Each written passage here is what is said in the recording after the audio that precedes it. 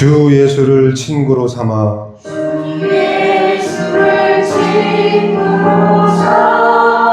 늘 내 옆에 모시어라. 그 영원한 생명 샘물에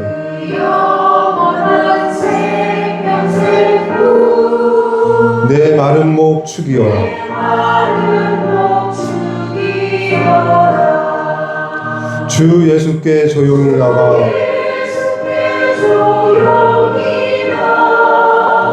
내 마음을 쏟아놓으라. 늘 은밀히 보시는 주님,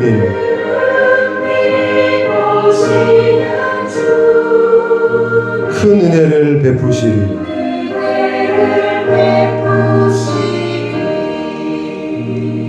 너 주님과 사귀어 살면 새 생명이 넘치리라. 주 예수를 찾는 이 앞에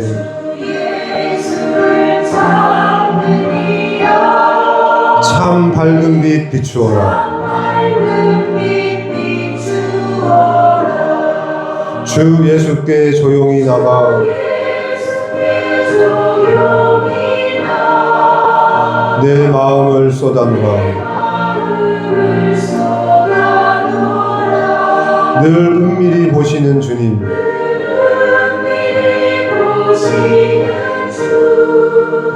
큰 은혜를 베푸시리.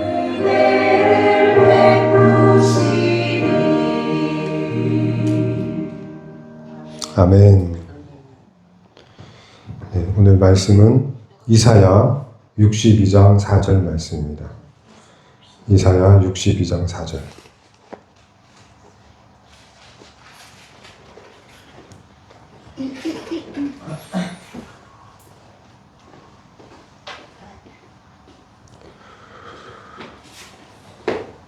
제가 읽어드릴게요. 이사야 62장 4절.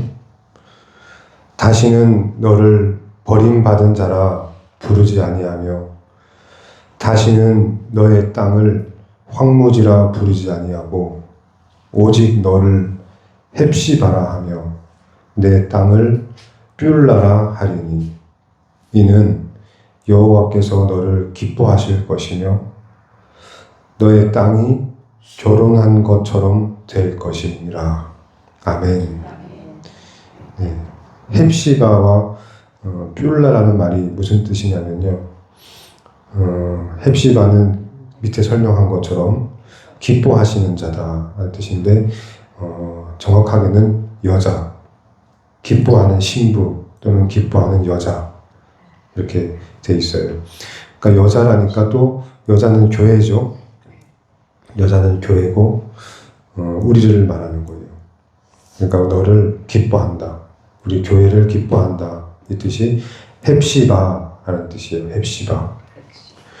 그리고 뷸라라는 거는 이제 결혼한 사이. 관계가 결혼한 사이만큼 가깝고 함께하는 사이. 그래서 일평생 함께하는 그러니까 동반자. 이게 이제 뷸라. 결혼한 사이. 그게 이제 동행이라고 볼 수 있죠. 함께 동행하는 거. 이제 지난주에 제가 주일날 이런 설교를 할 겁니다. 라고 이제 잠깐 말씀을 드렸는데, 기억나세요? 어떤 얘기 할지 기억나세요? 누구 얘기해야 되죠, 오늘? 누구죠? 그럼 다시 해볼게요. 하나님이 기뻐하는 사람. 이 사람은 내 기뻐하는 자다. 내가 참 기뻐하는 사람이다. 라고 성경에 나온 사람이 누구였죠? 네, 에녹이었어요. 그리고 이제 하나님께서 그 아들 예수님도 세례를 받으실 때 이는 내 기뻐하는 자다라고 말씀하셨어요. 그렇죠? 그런데 이제 이 둘의 공통점은 에녹도 예수님도 이 성경 전체에서 어떤 공통점이 있죠? 예, 죽지 않고 영원히 죽지 않고 살아가는, 그러니까 사망의 권세를 이긴, 그래서 죽음이 없는 그런 사람으로 이 두 사람이 있어요.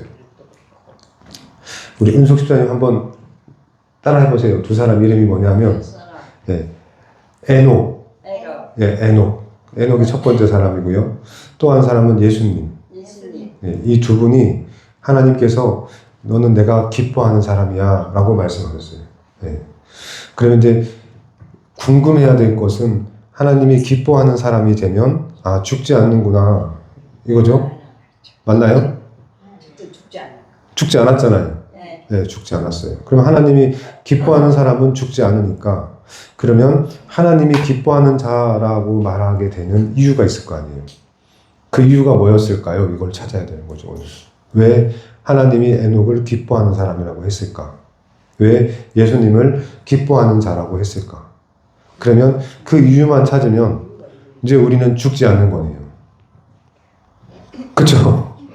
왜냐하면 그걸만 하면 우리가 그렇게만 살면 우리 보고 하나님께서 기뻐하는 자라고 하실 거니까. 그러면 하나님께서 우리를 기뻐하는 자라고만 해주시면 우리는 죽음을 겁낼 필요가 없네요. 죽음을 이기겠네요. 그렇죠? 여기까지 이해되시죠? 자, 그러면 이제 찾아보는 거죠. 에녹에 대해서는 뭐라고 하셨을까요? 하나님께서. 성경의 창세기에 보면 에녹 얘기가 나오는데 그 에녹이 어떻게 산 사람이냐면 이거 되게 유명한 단어인데요. 하나님과 어떻게 했다고 했죠? 동행했다라고 했죠. 그렇죠? 네. 하나님과 동행한 게 다예요. 에녹은 다른 얘기가 없어요. 그냥 하나님과 동행을 했더니 히브리서 11장에 그런 하나님과 동행한 에녹의 모습을 보고 하나님이 기뻐하신 사람, 하나님이 기뻐하는 자라고 이제 이름을 붙이게 되는 거예요. 그러면 예수님은 하나님과 동행하셨을까요? 네. 뭐 어떻게 나와 있죠? 그럼 예수님이 하나님과 동행한다는 건 어떻게 알죠? 그걸 알아야 돼요, 이제. 이 동행에 대한 이해를 하려면. 이 동행이 뭔가를 이제 알아내야 돼요. 그렇게 단순하고 쉽지 않은 거예요. 동행한다, 함께한다. 이게 왜 중요하냐 하면, 함께, 행한다. 그러면 함께 뭔가를 해야 돼요. 근데 우리 하나님의 이름이 뭐였죠? 네. 예수 그리스도의 이름이 임마누엘이라면 뜻이 뭐예요? 우리와 함께한다. 우리 성령님께서 예수님께서 가시면서 내가 너희에게 뭐를 보내신다고요? 보혜사 성령. 그 보혜사 성령이 하는 역할이 우리와 함께 하시는 거예요. 이제 너희와 함께 할 거다라고 하셨어요. 내가 떠나면 이제 곧 얼마 지나지 않아 너희와 함께 하실 거다. 그게 성령 하나님이에요. 그러면 하나님의 이름도 그렇고 하나님께서 약속하신 것도 그렇고 함께 하시겠다는 게 되게 중요한가 봐요. 이름이 그러니까. 그러면 그 이름이 그런데 성경 속에서 그 함께 하는 하나님의 이름을 실현해낸 사람이 한 사람밖에 없나 봐요. 그게 에녹밖에 없나 봐요. 그러니까 에녹만 안 죽는 거네요. 그러면 하나님과 함께 할 수 있는 사람, 그게 동행인데 그냥 하나님과 동행하기만 하면 그냥 하나님처럼 영원히 살고 죽지 않고 하나님의 저주가 죄로 인한 우리 인간들에게 하나님이 내리신 저주는 죽음이에요. 네가 흙에서 왔으니까 흙으로 돌아갈 거다. 그래서 우리가 사망의 권세 아래 놓이게 된 거죠. 근데 그로부터 자유로워질 수 있는 유일한 방법이 동행, 하나님과 함께 하는 거. 그거밖에 없다는 거예요. 근데 힌트를 좀 드려볼게요. 이 동행이 어떤 동행이냐 하면 답이 이거예요. 너희가 어린아이와 같지 않으면 아버지께로 올 자가 없다.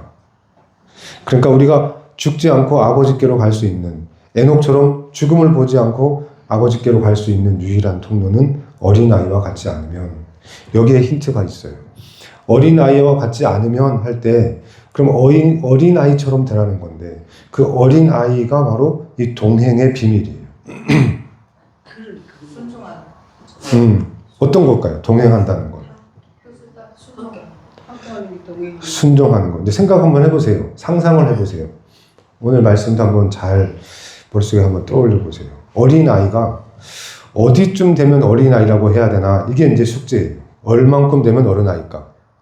자, 어린아이가 이게 어린아이인가 아닌가 한번 보세요. 엄마랑 딸이 손을 잡고 가고 있는데, 또는 아들이 손을 잡고 가고 있는데, 엄마 손을 잡고 가긴 하지만 이 딸은, 이 아들은 계속 다른 걸 구경하기 바쁘고 자꾸 엄마 손을 이끌고 어디로 가려고 그래요. 가고 싶은 곳으로 계속 데려가려고 그래요. 손을 막 이렇게 끌고 가는 거예요. 또 계속 다른 것에 집중해요. 다른 거에 계속 집중하고 호기심도 많고 보고 싶은 것도 많고 계속 다른 거를 쳐다봐요. 자, 이 어린아이가 어린아이인지 아니면 그냥 엄마 손 꼭 붙잡고 엄마 옆에서 떨어지지 않으려고 그냥 엄마 옆에 어떻게든 있으려고 해요. 그리고 옆에 누가 와서 말을 시키면 엄마 뒤로 숨어요. 엄마 손 꼭 붙잡고. 그리고 엄마가 조금 빨리 걸어가면 놓칠까봐 다시 엄마 손을 더 꽉 잡고 엄마만 막 종종종 쫓아가는 애가 있어요. 자, 이 두 종류의 어린아이 중에 진짜 어린아이는 어느 쪽이에요? 두 번째예요? 네. 보통 첫 번째 어린아이쯤 되면 우리가 뭐라고 하냐면 사춘기라고 해요. 그렇죠? 이제 엄마 품을 떠나고 싶어 하는 거죠. 이제 엄마가 거추장스러워요. 엄마 손 잡고 있는 게 자체가 좀 짜증나요. 왜 나를 이렇게 붙잡고 가나? 나 저기 가고 싶고 저거 가고 싶고 저거 보고 싶은데 이쯤 되면 이제 사춘기에 들어가는 거죠. 그러니까 우리가 믿음 생활을 하고 있지만 신앙생활을 하면서 이 사춘기에 들어간 사람들이 많다는 거죠. 그러니까 저도 그랬고요. 이게 사춘기로 접어들어서 가진 생각 중에 제일 큰 생각이 어른이 되고 싶다는 거예요. 내가 빨리 어른이 됐으면 좋겠다 이 생각이에요.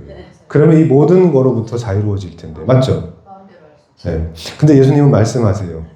그리고 에녹을 통해서 우리가 알아야 될 것은 하나님과 동행하는 자만이 결국 죽음을 맛보지 않고 영원한 삶을, 그리고 여기 나온 것처럼 헵시바, 하나님께서 기뻐하는 자다. 내가 너를 통해서 너무 기뻐. 나 너 때문에 너무 기뻐. 라고 말씀을 하나님께서 그 말을 하나님께 들을 수 있는 사람은 결국 동행하는 사람인데, 그 동행하는 사람은 이 어린아이 같아야 된다는 거예요.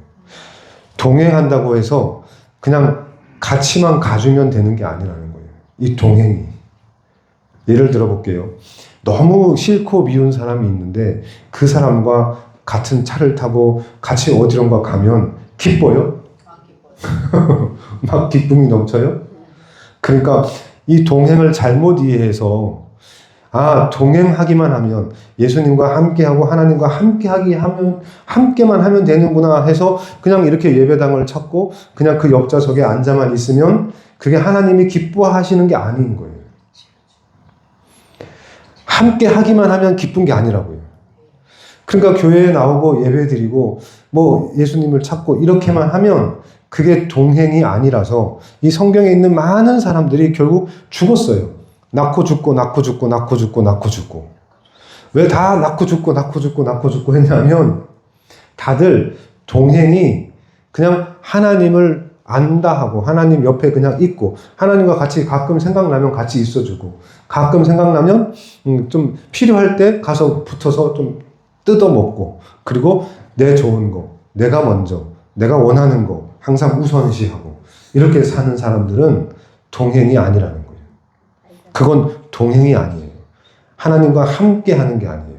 그러니까 하나님이 우리와 함께 하신다는 말 속에 들어있는 숨겨진 비밀은 이 에녹을 통해서 알아야 되고 이 에녹이 하나님과 어떻게 동행했는지를 생각해 본다면 그 동행이 어린 아이와 같았다는 거예요. 그래서 아버지께로 갈 수 있었던 거예요. 그냥 죽지 않고 그냥 그대로 아버지께로 간 거예요. 그러면 아버지께로 갈 수 있는 그 어린 아이와 같다라고 표현할 때 가장 멋있는 모습은 그냥 엄마 없으면 아무것도 못하는 애. 그냥 엄마 손 꼭 붙잡고 엄마 없으면 아무것도 못해서 조금만 떨어지면 막 울어버려요. 손 놓칠까봐 그냥 막 울어요. 그냥 이 손 놓치기 싫어서, 함께 하고 싶어서, 엄마 품을 떠나고 싶지 않아서. 그래서 엄마 품에 콕 안길 때 그 안기는 게 너무 좋아서 그 품만 사모하고 그리워하고 있는 거예요. 근데 조금 자라면, 조금 크면 이제 그게 싫어져요. 그게 구속이 돼버리고 그게 억누름이 되고 그게 자신을 불편하게 하는 거예요. 내가 하고 싶은 걸 못하게 하는 거예요. 그러니까 천국에 가는 사람은, 결국 영원한 삶을 약속받는 사람은 이 구속 속에 안전함을 느끼고 이 울타리 안에서 평안을 누리는 거예요. 이게 영원한 천국으로 가는 비법인 거예요. 우리 예수님은 하실 수 있는 능력이 있으심에도 불구하고 늘 하나님께 여쭤보고 하나님 등 뒤에 숨었고, 사람들이 떼거지로 몰려오면 그 사람들을 피해서 홀로 산에 올라가셔서 아버지 하나님 앞에 무릎을 꿇고 그 품 안에 안기는 걸 좋아했던 거죠. 잘 생각해 보면 이 사복음서에 나오는 예수님의 모습은 무슨 일만 터지면 하나님 품에, 하나님께로, 하나님 옆으로, 하나님을 찾아요.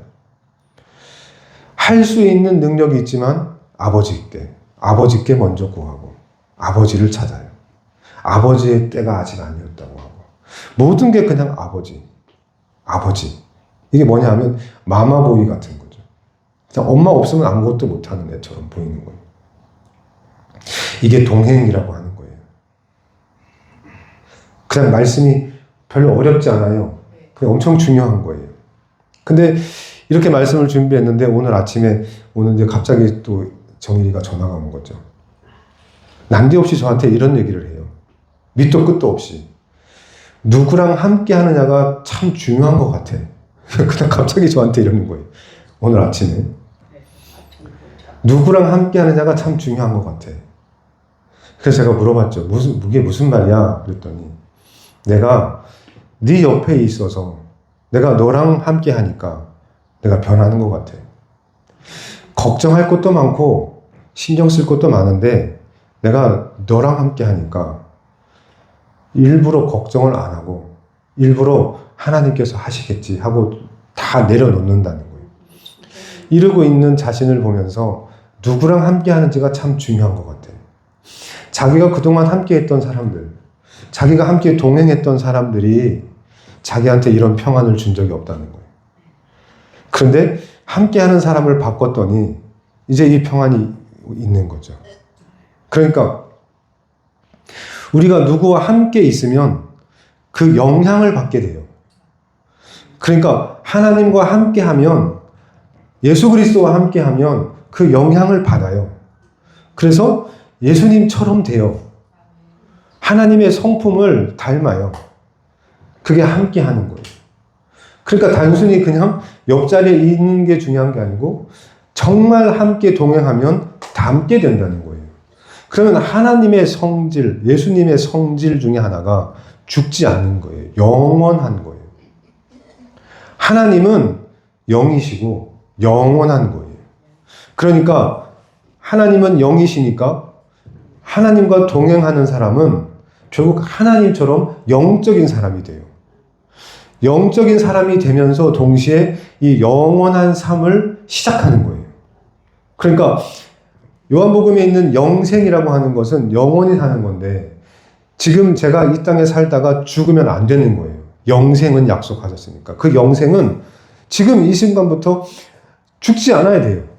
영원히 살아야 영생이에요. 근데 제가 죽어버리면 영생이 아닌 거예요. 그러면 제가 하나님과 동행하고 살면 저는 죽지 않아요. 저는 영원히 사는 거예요. 왜냐고요? 저는 육에 속한 사람이 아니니까요. 저는 이 땅에 속하지 않을 테니까요. 하나님을 닮아서, 예수님을 닮아서 결국 이 땅에 속하지 않은 사람으로 살아가게 될 거니까요. 결국 저는 죽지 않을 거예요. 저는 영원히 살게 되겠죠. 근데 이 삶을 어떻게 살아갈 거냐, 이 땅에서 어떻게 살 거냐, 이제 이게 문제인데 아까 말씀드린 대로 손을 꼭 잡고 사는 거예요. 손 놓치지 않으려고 애를 쓰는 거예요. 손이 놓쳐지는 그 순간 불안해져야 돼요. 엄마 손을 놓치는 순간 그냥 한없이 불안해야 돼요. 그래서 그 손이 놓칠까봐, 그 손을 놓칠까봐, 그 손이 어느 순간 사라질까봐 그게 두려워야 되는 거예요. 그게 어린아이예요. 그 사람만이 예수님 손 꼭 잡고 천국 가는 거예요. 근데 그 손을 놓치는 사람들은 다른 사람이 그 손을 채워가요. 이게 이제 이 세상의 원리예요. 그냥 예수님 손을 놓치는 게 끝이 아니라 그 손을 놓침과 동시에 바로 낚아채가요. 우는 사자처럼, 배고파가지고 굶주린 사자처럼 지금 준비하고 기다리고 있거든요. 항상 우리 옆에서. 이 마귀는 손 놓치기만 기다리고 있어요. 한번 상상을 해보세요. 2살짜리 꼬마예요, 2살짜리. 이제 막 걷기 시작했어요. 이제 막 걸어요. 근데 엄마가 손을 잡고 걸어가요. 아장아장 엄마가 걸어가는데 뒤에서 저 아이만 내가 훔쳐가면, 저 아이를 자기가 인신매매 데려가면 큰 돈을 벌 수 있다고 생각하고 있어요. 인신매매. 그러니까 이 엄마가 엄청 부자예요. 그러니까 저 아이만 납치하면 그냥 모든 재산을 가질 수 있고 엄청난 돈을 벌 수 있다고 생각하고 있어요. 그런데 자, 같이 걸어가요. 걸어가는데 엄마가 잠시 무슨 일을 하려고 손을 놔요. 그러면 애가 혼자가 되죠. 그러면 이때다 싶어서 바로 탁 낚아채 가겠죠. 그렇기 때문에 엄마는 절대 애 손을 놓지 않아요. 꼭 잡으려고 해요. 그런데 이 아이가 언제 문제가 되냐면 엄마가 가려고 하는 방향하고 다른 방향으로 갈 때, 아이는 과자를 먹고 싶어서 엄마 나 과자 먹을래. 근데 엄마는 아니야, 과자 먹으면 너 몸에 건강에 안 좋아. 그거 먹지 마 하고 이렇게 끌고 가는데 아이는 과자 먹겠다는 거예요. 끝까지. 그리고 막 팔이 점점점 벌어져요. 결국 엄마는 안 된다.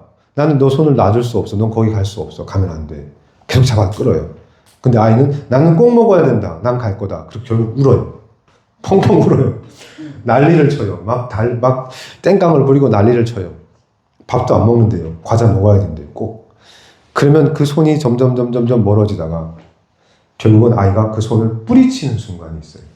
엄마 손을 팍 뿌리쳐요. 그게 오늘 준비된 말씀인데, 오늘 유홍 집사님께서 새벽 6시부터 이제 저랑 통화를 하기 시작했어요. 저는 문자 내용을 보면 정말 길게 설득하고 또 말씀드리고, 아직 안 늦었어요, 집사님. 지금 기차를 타면 판교까지만 갈 수 있으면 수원역에서 판교까지 가는 방법도 다 설명해드리고 다시 또 알려드리고 그랬더니 밥을 먹어야 된대요. 밥을 먹어야 갈 수 있다는 거예요. 근데 밥은, 저도 예배 드릴 때는 밥 안 먹고 예배 드려요. 그러니까 일부러 안 먹어요. 밥 안 드셔도 돼요. 제가 10시 25분에 여기 딱 도착하면 어떻게든 집사님을 모시고 교회에 와서 예배 드리도록 할게요. 제가 예배를 좀 늦추더라도 그렇게 할게요. 그랬더니 또 한참 있다가 문자가 왔어요. 한 7시쯤 넘어가지고. 그러면 전도사님은 그렇게 밥도 안 먹고 급하게 가다가 제가 다쳐서 죽었으면 좋겠어요? 그러는 거예요. 제가 다쳤으면 좋겠어요? 제가 죽었으면 좋겠어요? 네. 이제 그렇게 문자가 와요. 그럼 제가 그 문자를 보면서, 와, 이거는 지금 이제 영적인 문제예요. 지금 집사님을 끌고 가려고 하고, 예수님은 어떻게든 예배의 자리로 끌어오려고 하고, 아직 시간이 남아있어요. 아직 시간이 있어요. 계산을 해보면 수원역에서 판교역까지가 45분 걸리더라고요. 그러니까 8시 25분 기차니까 지금 내가 어떻게든 설득해서 어떻게든 움직이면 갈 수 있겠다. 그래서 제가 계속 문자하고 전화하고 계속 말씀을 드려도 완강해요. 결국에는 저 이제 교회 안 다녀요. 그러시는 거예요. 이제 저는 이제 교회 안 다니겠다는 거예요. 네. 그래서, 그러면 집사님이 지금 거기서 뭐 하시는데 그렇게 재밌고 즐거워, 재밌어요. 재밌겠죠. 밤새도록 재밌게 놀았고, 결국 저녁에 기차를 타고 와야 되는데, 안 타고 여관에서 잠을 자고, 또 아침에 눈을 떠서 보니까, 또 하고 싶은 게 생겨서, 이제 어디 갈 거냐고 물어보니까 왕십리를 갈 거예요. 수원에서 서울에 왕십리로 가야 돼요.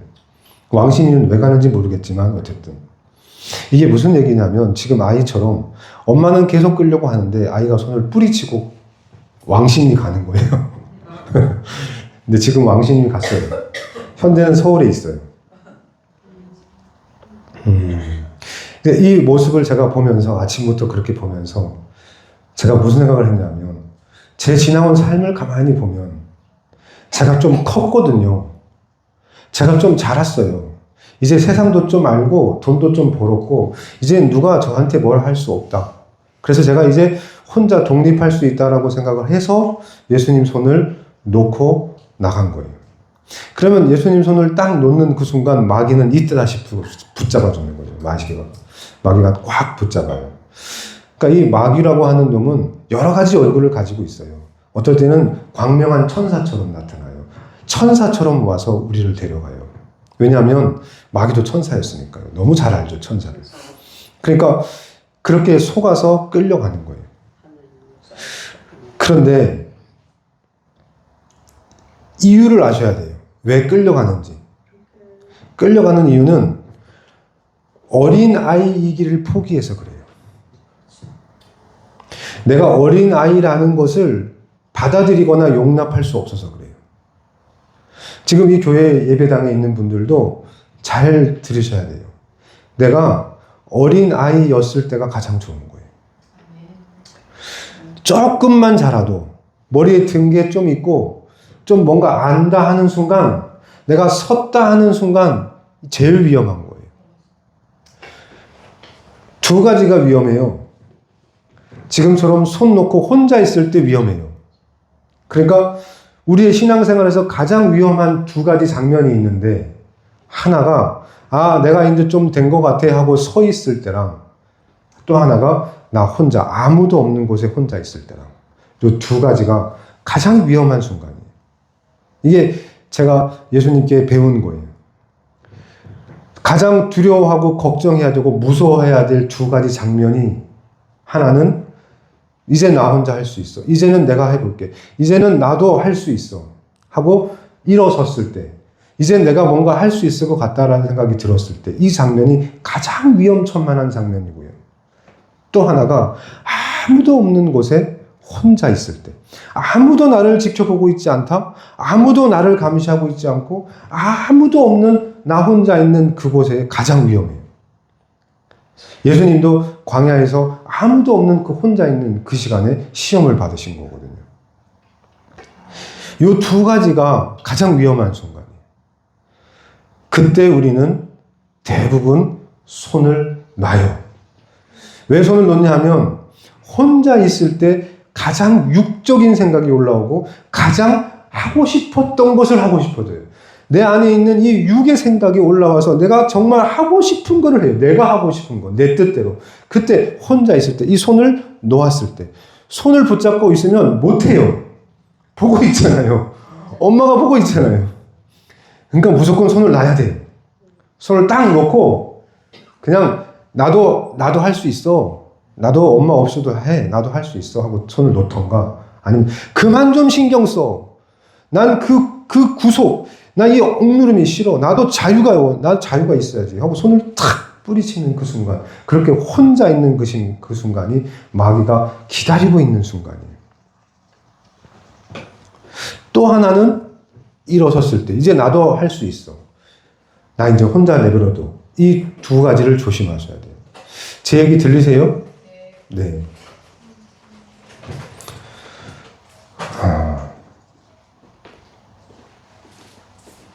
지금 이 두 가지를 다 걸리셨어요. 우리 유홍 집사님.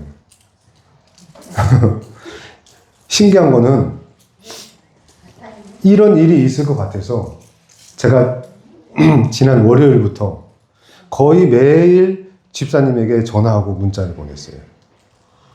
근데 이제 집사님이 화가 나신 거예요. 네. 뭐 벌써 뭐죠? 목요일부터죠. 목요일부터 교회 안 간다는 얘기를 하기 시작했어요. 네. 그런데 제가 또 설득해서 이제 이해를 시켜드리고, 그렇게 해서 벌써 계속 잡아주셨는데 결국은 오늘 큰 사고를 치시는 거예요. 하나님 두려우신 분이에요. 하나님을 두려워하셔야 돼요. 하나님을 두려워하지 않으면, 하나님을 경외하지 않으면 이 손을 놓게 돼요. 결국 손을 놓으셨고 이제 마귀한테 붙잡힌 거예요, 지금. 그럼 어떡하죠? 이렇게 되면 여기 나와 있는 62장 4절처럼 이렇게 돼요. 버림받은 자야, 황무지다. 너는 황무지요 버림받은 자다. 이렇게 이제 불리게 되는 거예요.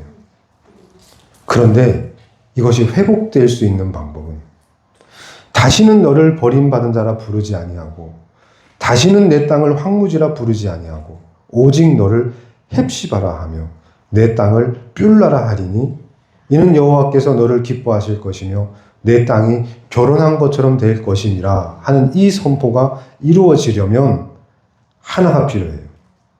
어떻게 하면 회복되어질 수 있을까요?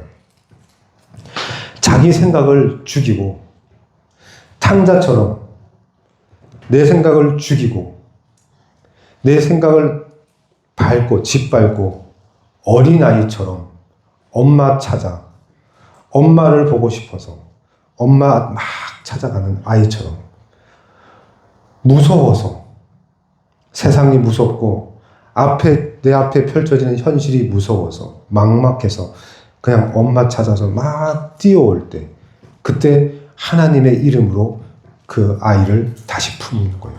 내 이름은 너와 항상 함께하는 이름이야. 그러니까 난 널 항상 기다리고 있어. 그리고 품어주신다는 거죠. 언제든 오면 품어준다는 거죠. 그래서 요한계시록에 천국은 열린 문이라고 했어요. 열린 문이 뭐예요? 천국의 문은 닫혀있는 문이 아니고 닫혀있어서 우리가 문을 따고 들어가야 되는 게 아니라 천국은 문이 활짝 열려 있어요. 생각을 해보세요. 우리 집에 문이 활짝 열려 있어요. 그런데도 그렇게 천국이 들어가기 쉽게 문을 활짝 열어젖혀 놨는데도 사람들이 천국에 못 들어가는 이유가 뭐예요? 한번 이거 제가 이번 주에 묵상하면서 배운 거예요. 야, 천국의 문은 활짝 열려 있어. 네가 읽어봐 하고 읽어봤는데 정말 열린 문인 거예요. 열려 있어요, 문이. 문이 활짝 열려 있는데 사람들이 천국에 못 들어가요. 왜 못 들어갈까요? 이거 맞추시면 어떻게 왜 못 들어갈까요, 집사님? 집에 문이 활짝 열려 있는데 사람들이 왜 그 집에 못 들어갈까요? 내 집이 아니라고. 내 집이 아니어서요? 내 집이 아니어도 문이 열려 있으면 들어갈 수 있잖아요. 그냥 들어가면 되잖아요. 왜냐하면 모든 집의 모든 문은 길과 연결되어 있어요. 그러니까 문을 열고 들어가든 열린 문으로 들어가든 어쨌든 길이 있어야 돼요. 그렇죠? 그런데 그 길이 좁고 협착하여 찾는 이가 적음이라. 천국 문은 활짝 열려 있는데 길을 못 찾는 거예요. 길을 못 찾아서 천국에 못 들어가는 거예요. 하나님이 못 들어오게 문을 닫아놓고 닫아 걸고 못 오게 막고 있는 게 아니라 누구든 와라 하고 열어놨는데 길을 못 찾아요. 그러니까 천국 가는 길을 못 찾으니까 천국 문은 열려있는데 천국에 못 들어가는 거예요. 그럼 천국 들어가는 그 길은 어떤 길이냐면 아무도 찾지 않고 좁고 협착하고 무섭고 언제 어디서 뭐가 튀어나올 줄 모르고 언제 어디에 웅덩이가 있을지 모르고 언제 길을 잃어버릴지 모르는 그런 음침하고 사망의 음침한 골짜기 같은 그런 길로 가야 되는 거예요. 그러니까 누가 필요하죠? 동행. 하나님과 예수님과 함께 가야 하는 거예요. 그 길은 함께 가야만 하는 길이에요. 절대 그 길로 혼자 들어설 수도 없고 혼자 가다가도 돌아 나와요. 무서워서. 어떻게 가요? 그 무섭고 좁고 협착한 길을. 가다가 다 포기한다는 거예요. 가다가 다 돌아 나온다는 거예요. 가보려고 나섰다가도 이 길로는 이거는 못하지. 이 길로는 못 가지 하고 돌아 나온다는 거죠. 그러니 유일하게 갈 수 있는 방법은 그 길을 마지막까지 그 열린 문으로 들어갈 수 있는 방법은 함께 예수님 손 꼭 잡고 가는 방법밖에 없어요. 그 손을 끝까지 꼭 잡을 수 있는 사람은 아까 말한 대로 겁도 많고 할 줄 아는 것도 없고 스스로 할 수 있는 게 아무것도 없는 나약하기 그지없고 한심하기 그지없고 그 바보 같은 어린아이만 그 엄마 손을 끝까지 붙잡는다는 거예요. 이해하셨어요? 그래서 이제 유홍 집사님을 제가 이제 머릿속으로 정리하기를 이제 집사님이 좀 변하셨어요. 좀 나아지셨어요. 이제 사회생활도 할 수 있고 이제 혼자서 할 수 있는 게 많아졌어요. 친구도 사귈 수 있게 됐고요. 그렇죠? 그러니까 이쯤 되면 자랐다는 거예요. 그럼 자랐기 때문에 이제 손이 굳이 필요가 없어요. 그에 반해 우리 권사님, 우리 이금슬 권사님, 이점순 권사님, 우리 김경자 집사님, 우리 선혜 집사님은 혼자 할 수 있는 게 없으니까 얼마나 감사해요. 그냥 예수님 손 놓고는 아무것도 못 하는 거예요. 그러니까 감사한 거죠. 이게 어떻게 보면 원망거리가 되고 불평거리가 될 수 있는데 보세요. 조금 잘하고 선 사람들은 자기가 좀 할 수 있다는 사람들은 다 손을 놓으려고 한다고요. 손을 놓고 떠나려고 한다니까요. 그때 언제 무슨 뭐 4만 5천 원 주고 뭐하고 약간 그 길로부터 자꾸만 집을 하고 오고. 예. 그런데 감사하다는 거죠. 우리 선혜 집사님 감사하다는 거예요. 이게 혼자 할 수 없어서 계속 어린애처럼 아무것도 못하는 이 상태가 감사해야 될 거예요. 예수님 없으면 아무것도 못하는 거예요. 손 꽉 잡고 있어야 되는 거예요. 그게 우리한테 엄청난 감사거리여야 돼요. 맞아요? 네. 저도 만약에 눈이 보였다면 맞아요. 교회 안 왔을 거. 네, 맞아요. 지금 이 상황에서 눈이 떠여졌다면, 그래서 이제 돈도 있고 내가 마음대로 뭔가 할 수 있다면, 유홍 집사님처럼 된다면 일단 서울 가시고 싶겠죠. KTX 타고 서울 가보고 싶겠죠. 그 화려한 백화점 구경 해보고 싶잖아요. 그렇죠?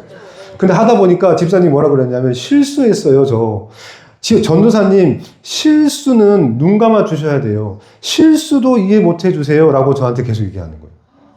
근데 제가 말씀을 드린 거는 그건 실수가 아니에요, 집사님. 자꾸 실수라고 하지 마세요. 제가 목요일부터 얘기했잖아요. 하나님께서 미리 이렇게 될 거 아시고 미리 준비시키고 미리 말씀으로 계속 이렇게 해줬잖아요. 이건 실수가 아니에요. 그리고 새벽에 왜 전화하셨어요, 저한테? 전화를 왜 하셨어요? 하나님께서 깨우시고 저한테 전화하게 하신 거는 하나님께서 마지막 기회를 주신 거예요. 이거 실수 아니에요. 계속 하나님은 집사님께 손을 내밀고 있잖아요. 돌아오라고. 아직 시간이 있다고. 아직 가도 된다고. 근데 그때마다 집사님은 거절하셨잖아요. 이거 실수 아니에요. 이거는 스스로 손을 놓고 나가는 거예요. 근데 우리 선희 집사님은 안 그러실 거잖아요. 그게 복이에요, 복. 그게 정말 큰 복이에요. 함께 할 수 있는 복. 솔직히 말해서 유영 집사가 저렇게 된다면 금방 어찌질지도 모르는 그런 상태인데. 네. 그러니까 우리 권사님 마음도 안타깝지만 하나님 마음은 얼마나 안타깝겠어요. 네, 얼마나 마음이 아프고 찢어지겠어요. 그렇지만 이걸 통해서 뭐라고 하셨어 아까? 합력하여 선을 이룬다. 내 자녀는 내가 절대 포기 못해. 그러니까 이 과정을 통해서 또다시 하나님께서 하고 싶었던 계획이 있으신 거예요. 뭔가 하고 싶은 말씀이 있으신 거예요. 제가 오면서 이제 정일이랑 이 얘기를 조금 했어요. 근데 하나님 뭐라고 그러셨냐면 제가 어떻게 답을 이제 마지막 결론을 지었냐면 이렇게 돼 있어요. 기분 나쁘실 수도 있겠어요. 근데 저는 물어봤죠, 당연히. 지금 어떻게 해야 돼요, 제가? 어떻게 하는 게 이게 가장 하나님 뜻에 맞아요? 라고 물어봤어요. 계속 물어봤죠. 아나니아하고 삽비라가, 속였잖아요. 그쵸? 그리고 그 자리에서 그냥 다 죽었잖아요, 둘 다. 하나님은 어떨 때는 용서하시고 자비하시고 품어주시는 것 같지만, 어떨 때는 굉장히 좀 이렇게 속된 말로 속도 좁아 보이고 또 어떨 때는 굉장히 냉정하시고 차갑게 착 끊을 때가 있어요. 이게 이제 하나님의 모습인데 제가 묵상하면서 하나님이 어떨 때 그러시나 보면 진짜 사랑하는 자녀, 정말 아끼는 자녀는 차갑게 냉정하게 하시고요. 아직 내 자녀인가 싶은 애한테는 함부로 그렇게 차갑게 못 하시는 거예요. 상처받고 떠날까 봐. 그러니까 지금 이제 이 사이에서 어떤 결정을 내려야 되는데 하나님이 내리신 결정은 뭐냐면 이제 내가 이 유홍 집사는 내 아들이고 내 자녀다. 그렇기 때문에 내 때리시기로 마음 먹으셨어요. 그것도 아주 가혹하게. 너무 냉정하게. 그래서 이때 우리 교회 차를 이제 못 타요. 이제 유홍 집사님은 소건사님도 그렇고 저도 그렇고 이제 교회 차에 태워주지 마세요. 그럼 내야죠. 네, 이제는 이 교회에 오려면 걸어오시라고 이렇게 전해드렸어요. 그래서 하나님 이건 오지 말라는 것 같은데요. 제가 기도했을 때 게으른 거 이거 이제 한번 해결해 보자. 그래서 교회 오려면 걸어오셔야 돼요. 이제. 이제 그 마을에서 걸어오셔야 돼요. 우리 제만주에 걸어오시잖아요. 그렇죠? 네, 걸어오시잖아요. 오랜만에 저도 많이 걸어와요. 그러면 네, 이제 걸어오실 거예요. 아니면 차에는 태워주지 않는 거죠. 이게 너무 냉혹하고 사랑 없어 보이고 용서하지 않는 것처럼 보이고 이제 이렇게 얘기했는데 정일이도 야 그건 좀 너무한 거 아니냐? 사랑의 하나님이고 용서하시는 하나님인데 한 번 그런 건데 용서해줘야 되지 않나? 출석률 거의 100%였는데 이제 한 번 빠진 것 같고 그렇게까지는 하는 거 아닌 것 같은데 그러는 거예요. 그래서 나도 그렇게 말했지, 그렇다고 했지. 하지만 하나님의 선택이니까 내가 어떻게 할 수가 없는 거다. 그래서 하나님의 뜻이 이제 가르치려고 하는 거죠. 때리고 가르치시려고 하는 것 같아요. 상처 좀 받겠죠. 아픔도 있겠죠. 하지만 버리시지 않는다는 거죠. 오히려 더 잘하게 하셔서 더 강하게 하시려고 하시는 거라고 저는 이해를 했어요. 이제 오늘 마지막 찬송을 한번 들어볼게요. 네.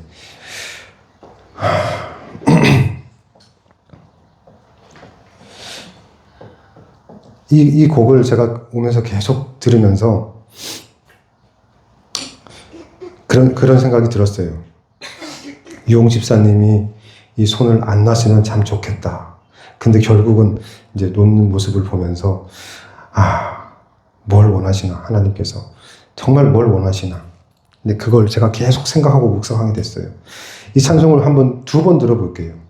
그리고 오늘 말씀드린 대로 동행이라고 하는 거는 아주 어린 아이가 예수님 손 붙잡고 가는 걸 동행이라고 하는 거예요.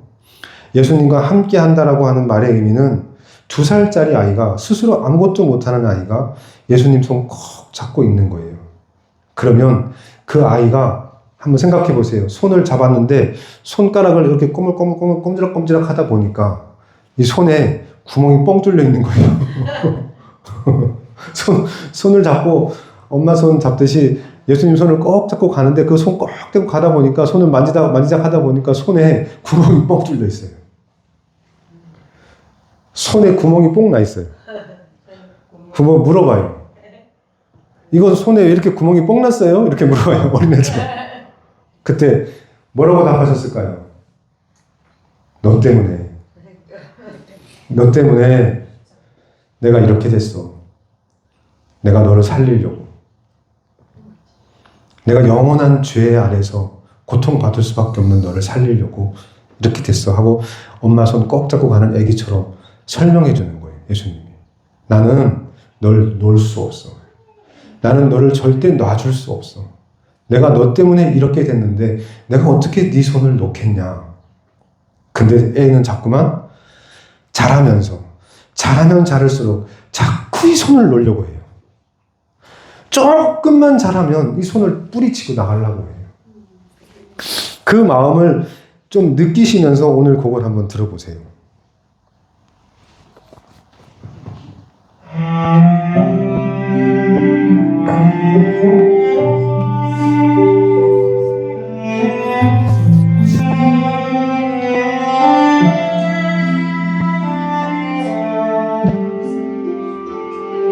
거칠고 고된 세상에서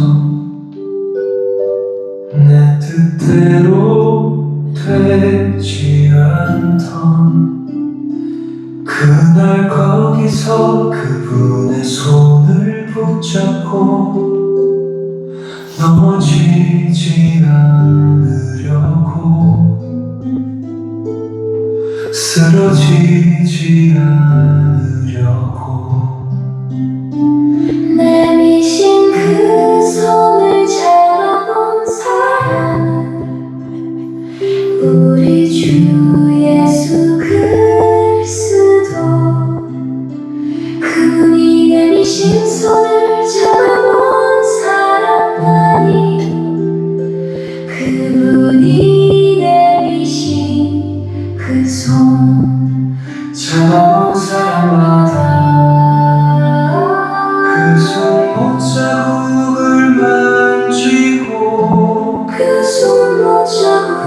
손못자국에 깨지고 그 손못자국이 이끄네 내 뜻대로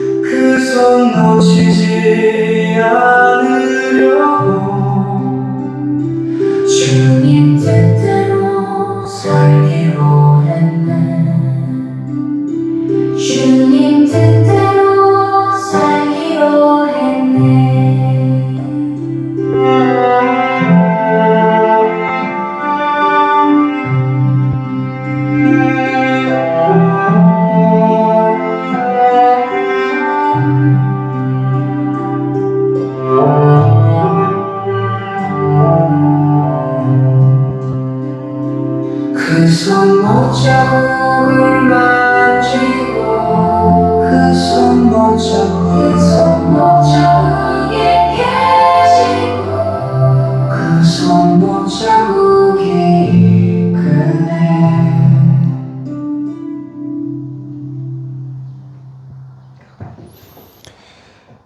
우리가 그 손 못자국을 만지면요, 그 다음 단계는 그 손 못자국이 우리를 깨는 거예요.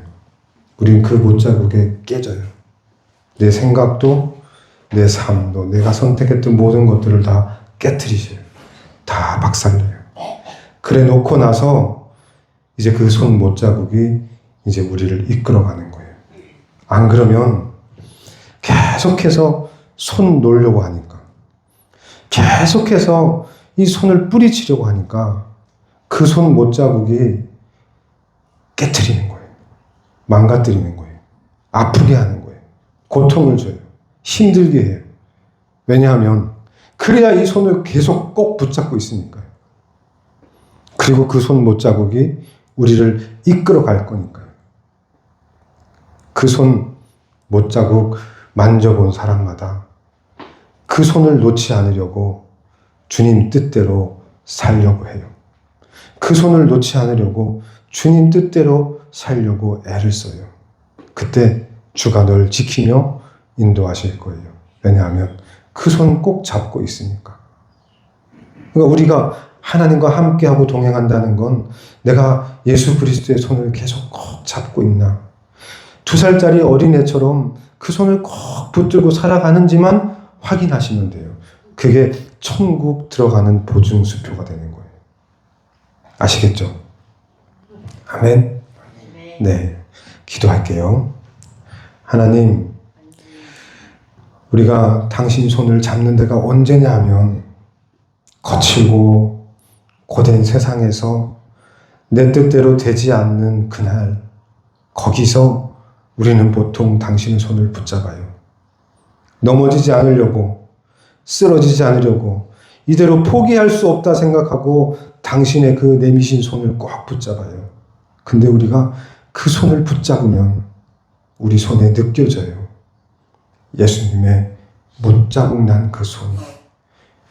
그 손을 만져본 사람은 결국은 깨져요. 결국은 자기가 가지고 있는 모든 것을 내려놔요. 결국은 내 뜻을 포기하게 돼요. 주님 뜻대로 살게 돼요. 하나님, 이 비밀을 오늘 가르쳐 주셔서 감사합니다.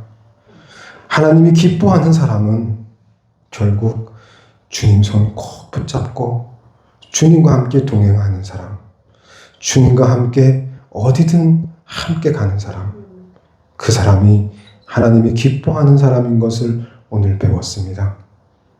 이제 그렇게 살 수 있게 성령 하나님 인도해 주세요. 천사들을 명해서 우리의 길을 넓혀주시고 우리의 길을 먼저 닦아주셔서 평탄한 길 되게 하시고 주님 가신 그 길을 따라가는 것이 결코 무겁거나 어렵지 않다는 것을 고백할 수 있게 도와주세요. 참 좋으신 하나님, 감사합니다. 오늘 이 모든 것이 선하신 하나님의 뜻인 것을 알고 감사드립니다. 예배를 통하여 우리를 만져주시고 깨닫게 해주셔서 감사합니다.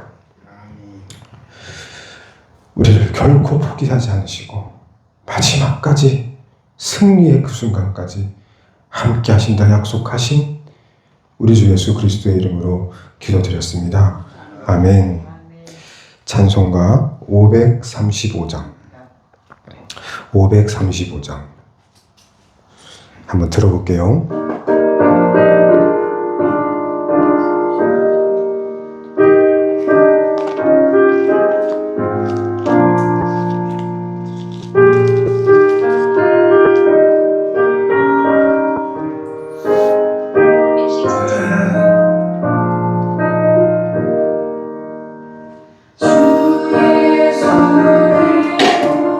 주 예수 대문 밖에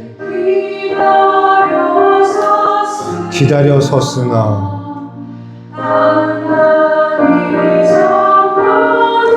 단단히 삼가두니 못 들어오시네.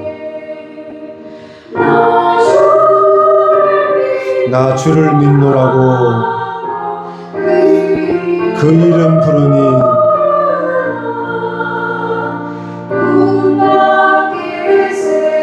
문 밖에 세워두니 참 나의 수치라.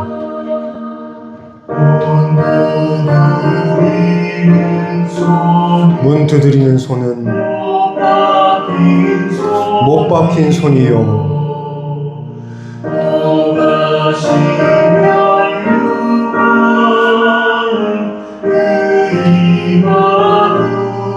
가시면류관은 그 이마 둘렀네.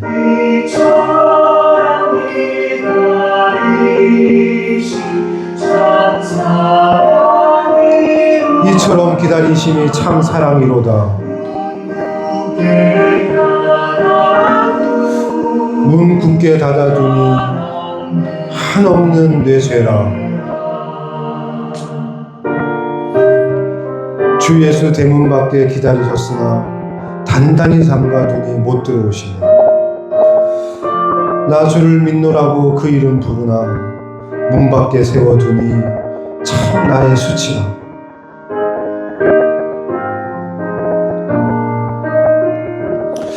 주 예수 간곡하게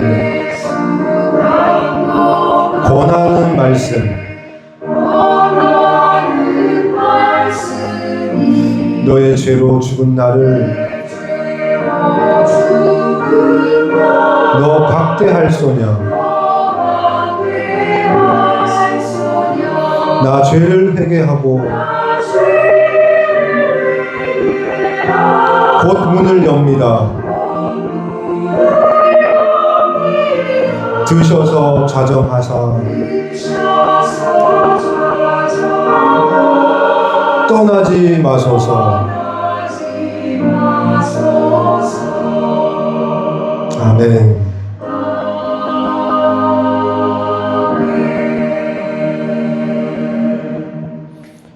네, 535장이에요. 우리 목사님 나오셔서 축도하심으로 예배를 마치겠습니다. 저장 완료. 탐색기.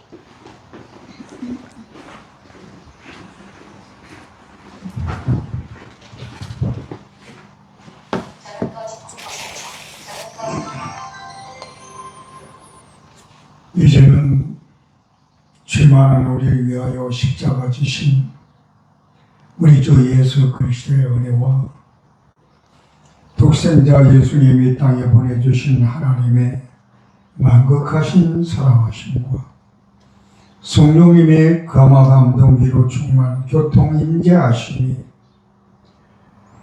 내 생각, 내 방법, 내 고집대로 살아가려고 몸부림치는 저희들을 향하여 오늘도 대문 밖에 서서 문 두드리는 우리 주 예수 그리스도의 음성을 듣고 회개하고 돌아오기를 원하는 성령 하나님의 그 크고 놀라우신 사랑에 감사하고 감탄하여 주께로 돌아오기를 다짐하고 주님 말씀에 순종하기로 다짐하고 이 성전의 문을 나아가는 고개 숙인 성도들 머리 위에 이제로부터 영원토록 함께 있을지어다. 아멘.